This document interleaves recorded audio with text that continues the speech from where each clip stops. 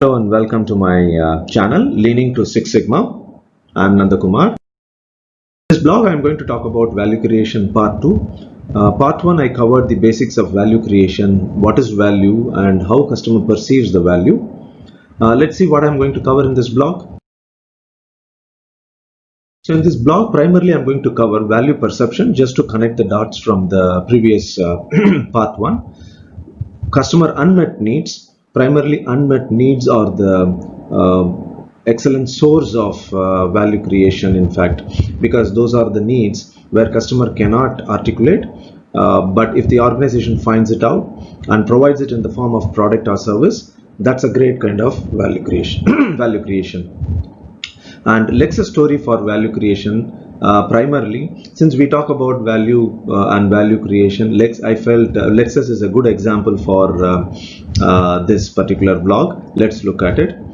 And finally, the suggestions for value creation. So I'm going to suggest from my experience, there can be a number of examples or way to create value. I'm going to keep it simple and brief. Let's see what I'm going to cover. So the value perception, because customer is perceiving a product or a service based on many things. Let's see what are those components for a customer to perceive a value. So first one is the organization which offers the product or a service. So the product or service has certain features in it. It can be price, or it can be the quality, or it can be any other aspect of an offer. But customer has his own needs. So there is a meeting point between what you offer and the needs of the customer. But this is incomplete. There is yet another portion to this value perception, which is option. Options means alternatives available in the market. So he's going to compare between the offer what you give and the needs of the customer, his own needs, and the alternatives available. So value perception based on the other alternatives in the market.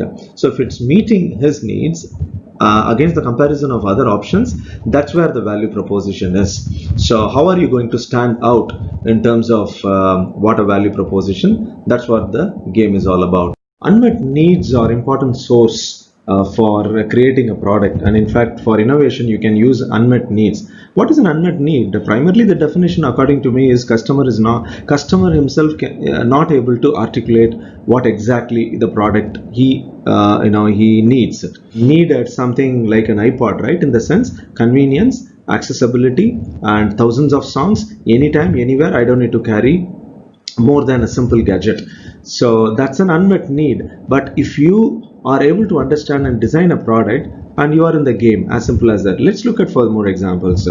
Library, very similar, and instead of carrying books, I just carry a gadget and it's always with me, and you can do as much as possible with the gadget in terms of when you read a book, you can mark it and you know your preference and so on and so forth. Absolutely, this is an unmet need earlier.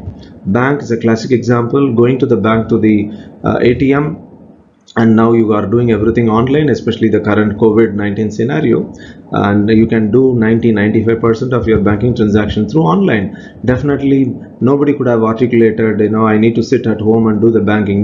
We never expected that can happen. But organization spends time and understand what is the requirement of a customer and provides you in the form of a product, which means you are creating a value.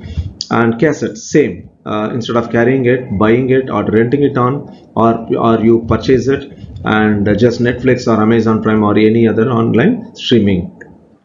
And look at the hard drive and versus the cloud storage, and you know the difference in terms of storage size, in terms of convenience, in terms of anywhere you just log in and then you can access your data. And look at the shopping cart. You don't need to go to the supermarket or mall to buy products unless you want to drive and want to buy, and you can order online and get the products. So that's in fact that becomes the point of value creation. And very important point is all these examples and furthermore, which I am not able to quote everything here, convenience and accessibility, which will create the value creation, because all these aspects what we are talking about, examples, product or services, convenience and accessibility, how convenient it is, and whenever I need, I just need that. Customer loyalty, because I'm going to build the customer loyalty. That's why I'm doing all this value creation. So if you create a value continuously, you are going to build a prospect to a customer and customer to a client, the difference is repeat buyer is a client, and a client to become an advocate, he talks about it and he buys only from you and he becomes a loyal customer. So I can't just create a loyal customer overnight unless I keep focusing on the value creation, continuously improve your product, new service, and primarily the context here I'm discussing is what is the value you create over the competitor. That's where you are going to retain the customer. And why I picked up Lexus story. Lexus was a success. In fact, before producing the Lexus car, and there are few things the survey or the research paper talks about it. One, they started with a question: can we create a luxury vehicle to challenge the world's best? So then I need to understand what is the world's best. So naturally, they did a focus group surveys of American customers and lifestyles, especially the upper class customers, because they were targeting the upper class segment, obviously. And then relentless pursuit of perfection, and you can see from Lexus LS 400 1989 release versus 2019 or 2020 for that matter.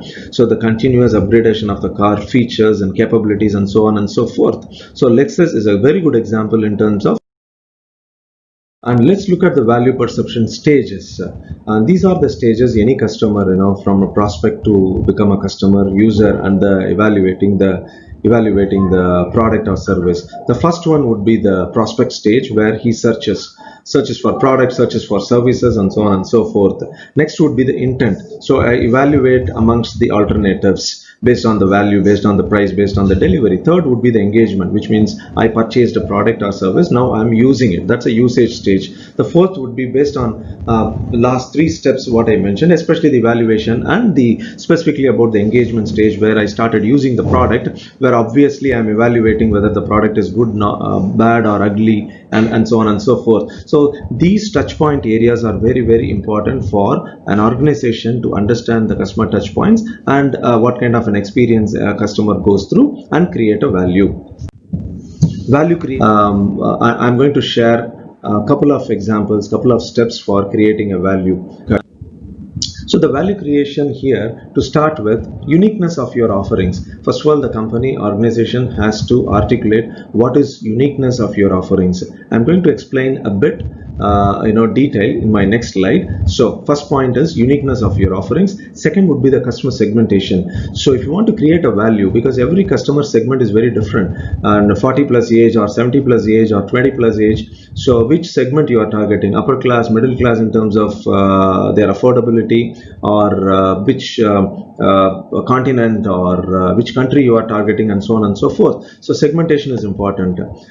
Third would be convenience. Why I brought convenience as an aspect? Because any product, it can be a tangible product or intangible product, unless you bring in the convenience as a measure, convenience as a feature, as a value, I don't think so customer will prefer. Nowadays, any product service you take it, they always look for any process which is very convenient to them. And so on and so forth. And finally would be the customer service. Your product may be of good quality, it may be very good, convenient, and primarily the customer service, which is the intangible. So any product or service or any output of an organization can be divided into tangible and intangibles. So customer service comes under intangibles. So first suggestion is uniqueness of your offerings. From the alternatives, how are you unique? The Lexus example why I picked up is just to drive home the point. Quietness and engine performance, build quality, aerodynamics, fuel, and so on and so forth. Primarily why they differentiated and the uniqueness they could articulate, and that articulation came from the research, and the value perception is understood, designed in the product, and made it as a reality and delivered it as a product. So what I'm saying is, it's not only you understanding it, but also making it as a reality and articulate. So uniqueness, if you can't articulate, I don't think so customer can distinguish, may or may not prefer you.